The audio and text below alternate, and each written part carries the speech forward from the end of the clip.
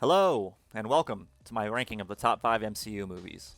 If you're new to the channel, I definitely encourage you to hit the subscribe button since I'm doing a giveaway for my first 1,000 subscribers, and you definitely don't want to miss out on that. And if you leave a like on this video, you will become a god. So starting off our list, at number 5, I have The Avengers. This is where Marvel set itself apart from any other film attempting to do a cinematic universe. It shouldn't have worked, honestly. It should have been a tremendous failure.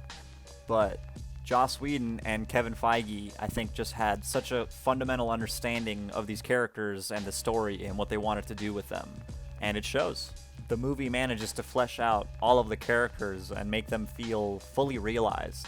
The interactions between them is maybe the highlight of the movie, and that's definitely what you want in this ensemble piece. You're supposed to be excited to be seeing them interacting and conversing and in action together for the first time. That's kind of the whole point, and this movie gets that very right.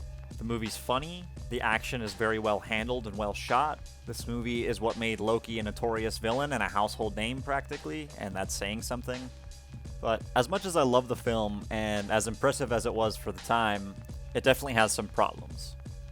It was the early days in Marvel, so I think they were less willing to take risks, and because of that, this movie has two of the worst tropes in it.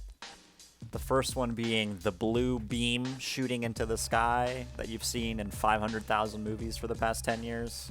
It's just a really tired plot device, and it kind of holds the movie back just a little bit. And the other one you see in a lot of like fantasy type movies where you kill the mothership or the main bad guy and all the grunts die with him. Like it happens in The Phantom Menace. It happens in Lord of the Rings, it happens in Game of Thrones, you name it, it happens, so also kind of a setback. Faceless henchmen in general are kind of not a good trope either, because there's no stakes, they're just cannon fodder for our heroes to beat up at the end of this movie, and that kind of holds it back. There's no dramatic tension in that. And also, I guess kind of a nitpick, but the lighting is really flat in this movie. It looks kind of like a TV show.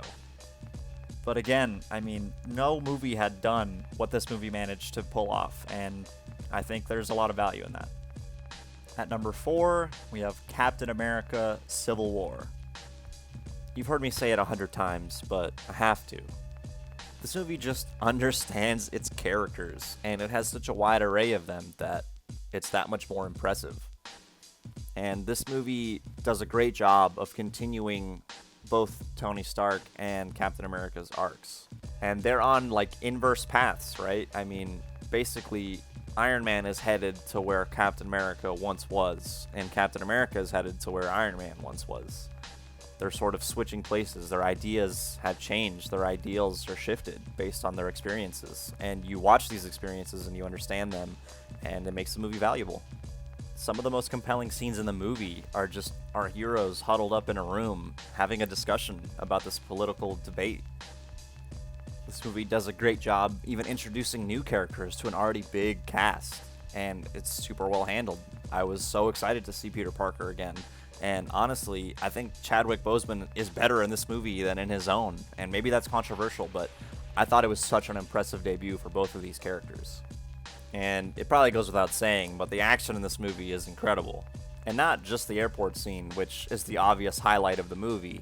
I would argue that the scene with Cap and Bucky escaping from his apartment, and also the scene of Bucky being compromised by Baron Zemo and escaping the compound, are both just as exhilarating. Alright, so let's talk about the villain. Baron Zemo is a good villain, and is compelling, and Daniel Bruhl is a good actor. But he's not the villain of this movie. Iron Man is the villain of this movie, and if you disagree, I urge you to go and watch the movie again, and you'll realize that Marvel went and made the main character, everybody's favorite, the bad guy of this movie, and I commend them for that. Any other film, the two main heroes stop fighting because they have to team up to fight some greater evil or whatever, and this movie doesn't do that, and it's so much smarter because of it. And it wasn't just some misunderstanding, right? Or the conflict wasn't contrived. No one can jump in between them and say, no guys, don't fight, this is what's happening. No, like Iron Man just found out that Cap was aware his best friend killed his parents and kept that from him. His reaction is honest and real and human, and nothing you say to him would stop him. And I don't know. I think all of that work really, really pays off. But this movie does have some problems. No movie is perfect. There are some tonal issues for sure. The movie goes from having serious real-world consequences and like political red tape to having Spider-Man and Black Panther fight Giant Man. It doesn't really mesh super well. I would also say that the movie feels like it doesn't commit to its stakes. Maybe the main example would be War Machine. I like Don Cheadle a lot, and I'm happy to see him as War Machine at any time he shows up, but he probably should have died in that scene. It would have really hammered home the consequence of this conflict and that it's going to bring no good. I feel like they kind of cowered away from that one. Also, ending the movie with that voicemail from Cap to Tony would be my other big gripe. By the end of this movie, I feel like you're supposed to feel hopeless and lost, like, oh man, the Avengers just broke up, like, what's gonna happen? And that voicemail kind of makes you feel like, oh, okay, everything's gonna be alright. It makes it less effective, I would say. At number 3, I have Avengers Endgame. I can't think of another movie that was under this much pressure or had this much on its shoulders. And the fact that this movie managed to not be an absolute disaster is kind of a miracle. It had to not only effectively close off this chapter of Marvel, it had to pay off all these heroes' arcs, it had to deal with Thanos and the ending of Infinity War, and it had to set up the future of Marvel. Like, it had so much it had to do, and honestly, I feel that it accomplishes just about all of them. This movie, one of its great strengths is the resolve of the characters. This movie is meant to be the resolution for the 6 main Avengers that we've come to know and love, and seeing them all deal with grief and loss and failure in their own unique ways and the responses to that really enrich this film. And I think that first hour that's incredibly dour and depressing is easily the strongest. Each hour of the movie essentially acts as its own film, and it really helps with the pacing. The second act is where the adventure begins, and that's where you're going to get more of the lighthearted tone, more humor is going to start to get injected, and luckily it's actually fun, and the callbacks to all these other movies are in service of the story, and I think it really works. And then the third act contains probably the most grandiose and absurd battle I've ever seen, along with some really satisfying resolutions. And this crazy epic battle ends up being pretty satisfying because for the most part, there's actually not that much action in this movie. If you want to count it, I guess you could put the Thanos head chop scene, which isn't much of a fight scene. There's the Ronin v Yakuza ninjas or whatever scene. And there's the Cap versus Cap scene, which, I mean, all of these are like at most 2 minutes long, which I'm impressed that they showed that much restraint. But you know where they should have shown a little more restraint? The fucking comedy in this movie. Did we really need to see Hulk dab and Thor and Korg playing Fortnite?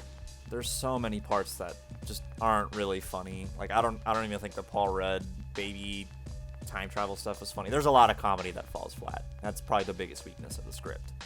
I think my other main complaint in the writing would be something that I actually liked, but in the long run, I think ended up hurting the film. In the moment, I greatly appreciated when the Avengers took down Thanos and chopped his head off in the first 20 minutes. It made me excited and greatly anticipate what the story they were going to tell me was going to be. But then they brought in Thanos from the past, and this isn't the Thanos that killed our heroes, this isn't the Thanos that killed half the universe, and I think it robs all of those final scenes from their dramatic weight. But this movie was about our heroes, and I think that this film did a great job of really servicing them and telling their story and giving them finality, and I was immensely satisfied by the end of it.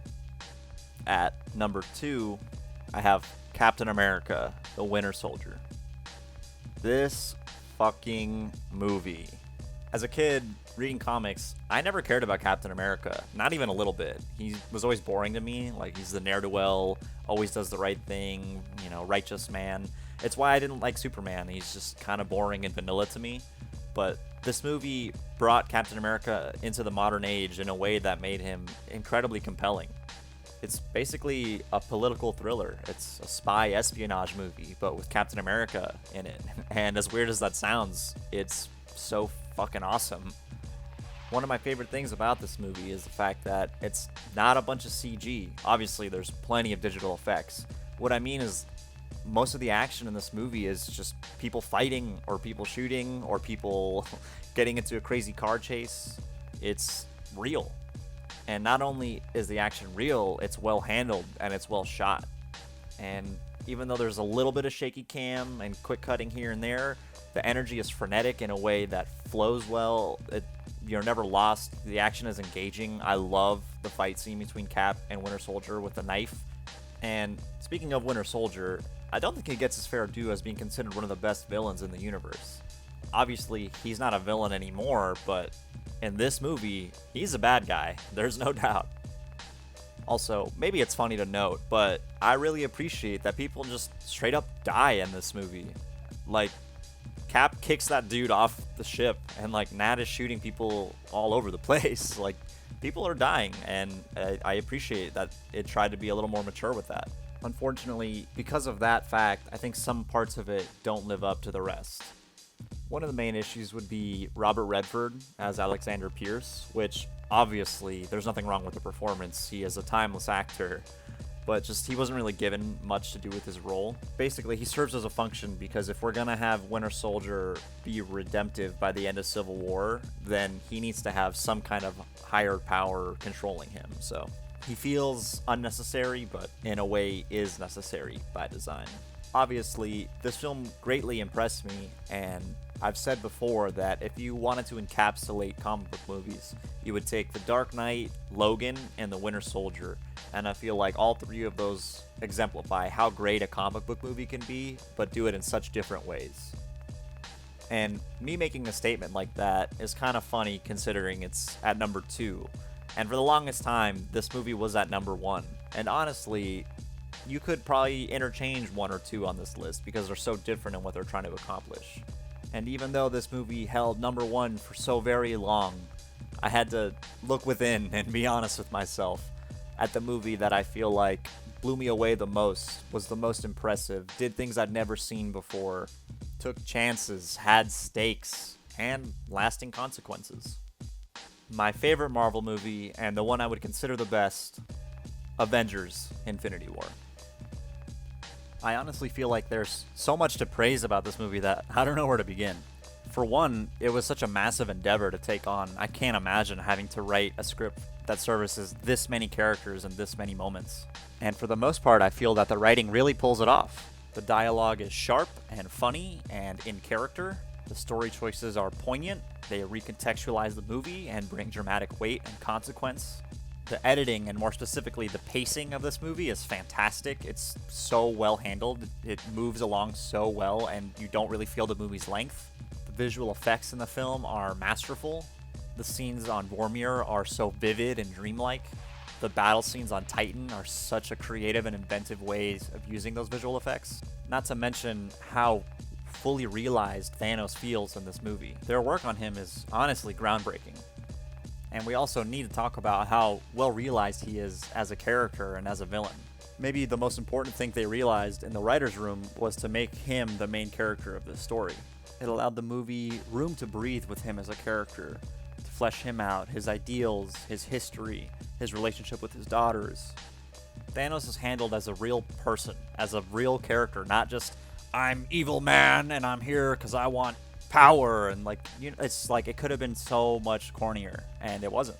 His character doesn't always lie or betray and backstab or outright murder everyone he sees.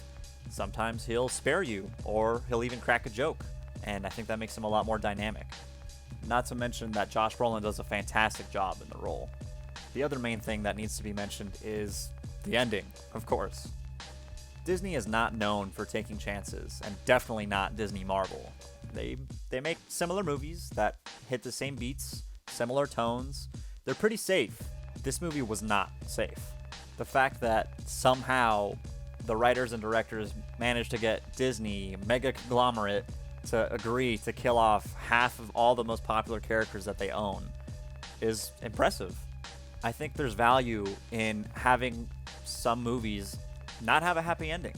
Tragedies have been part of storytelling for thousands of years, quite literally. And I'm honestly impressed that Disney and Marvel were willing to take this risk and end the movie this way. I think Thanos might go down as one of the most memorable villains in all of movie history. Again, I'm singing the praises of this movie, and I love it, but it's not perfect either. This movie's pretty dark and pretty serious, and I think at moments some of the comedy feels a little out of place. It's definitely a much better job than Endgame, but it's still not perfect. This movie heavily relies on the fact that you've watched all of these other Marvel films. So not a second is used on developing these characters. Like, they're assuming, hey, you know all these people, you know what they're about, you know how they think, you know what they feel, let's go. Which might be a little unfair to bring up, since there's never really been another film like this. The work they're doing here is kind of unprecedented, but it is worth mentioning for sure. Overall, Infinity War feels like Marvel's epic, you know, like their magnum opus, and I can't really see them ever surpassing it, but I hope they prove me wrong someday. Well, that's going to do it here for my Marvel rankings, but I definitely want to hear from you guys. What do you think is the top 5? What did you disagree with in what I said? Sound off in the comments, let me know why I'm an idiot. And until next time, take care of yourself.